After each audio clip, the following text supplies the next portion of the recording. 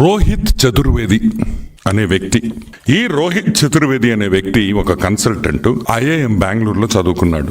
క్రిసల్ లో పనిచేశాడు. ఈయన కాకినాడ సెజ్ గురించి ఒక రిపోర్ట్ ఇచ్చాడు. ఇంత రినౌండ్ ప్లేయర్ కన్సల్టెంట్ ఒక రిపోర్ట్ ఇచ్చాడు. ఏమనిచ్చాడు రిపోర్టు? మొత్తం కాకినాడ సెజ్ గురించి మొత్తం రాస్తూ ఆయన ఇచ్చిన వాల్యుయేషన్ తీస్తే మీ కళ్ళు జిరియలంటాయి. మనకి 8,230.48 ఎకరాలు, ఒక్కొక్క ఎకరా రేటు 50,24,000 రూపాయలు. ఆయన ఇచ్చిన వాల్యుయేషన్ రిపోర్ట్. రాజీవ్ చతుర్వేది అనే కన్సల్టెంట్ ఇచ్చిన వాల్యుయేషన్ వచ్చి 50 లక్షల రూపాయలు ఒక ఎకరాకి ఇచ్చాడు. అంటే 4,000 ఎకరాలకి మీరే క్యాలిక్యులేట్ చేసుకోండి ఎంత అవుతుందో.